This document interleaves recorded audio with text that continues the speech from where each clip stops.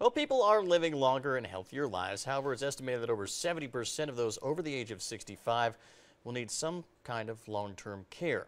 Kirk Matinair with Franklin Associates joins us right now with some detailed information on your options. Kirk, thanks so much for being here. We appreciate it. Well, tell me about what's going on. You're seeing more and more people coming into your offices and offices like yours around the Lowcountry, around the nation, seeking long-term care. What do we need to know right now? All right, and thanks for having me.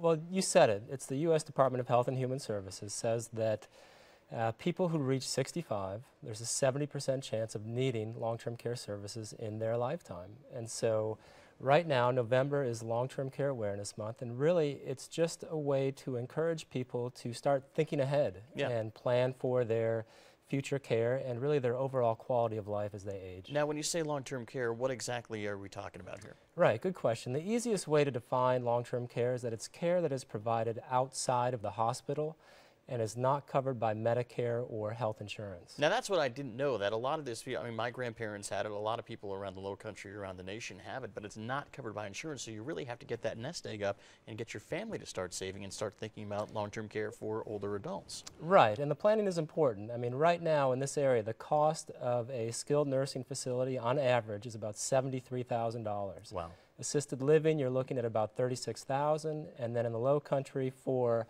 home health care, the average going rate is about $19 per hour. So what exactly do you need to start doing today? As soon as you see this segment on Lowcountry Live, what do you want to start doing right now?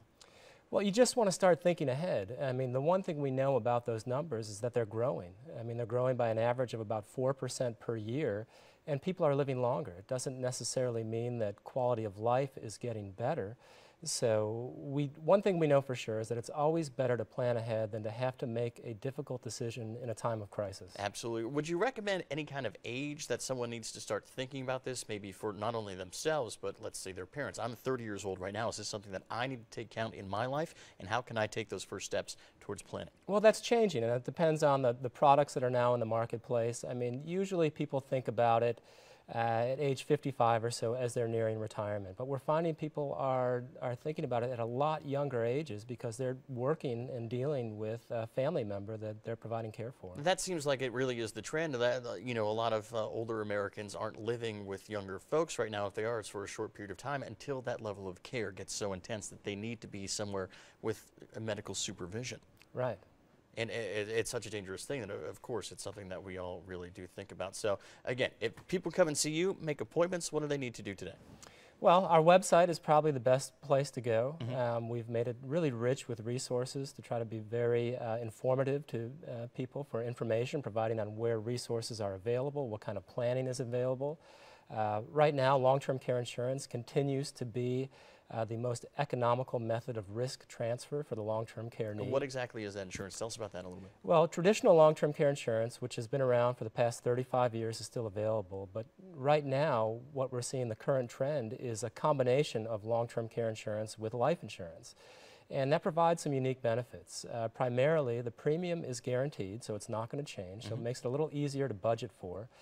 And with that type of contract, we know you're going to use it. If the long-term care is not needed, then a benefit from the policy will be paid out to a beneficiary. So it's not a use it or lose it proposition in that regard. Well, it sounds like a great thing that we all really need to be aware of and make sure that you start making your plans right now. Kirk, thank you so much for being here. We Yeah, really great. do appreciate Thanks for that. having me. Let's put Kirk's information up on the screen one more time. If you guys want to go in there, make an appointment and talk about your options there on Wapo Creek Drive, and the number to call or the website to log on to right there on your screen. Kirk, thanks a lot.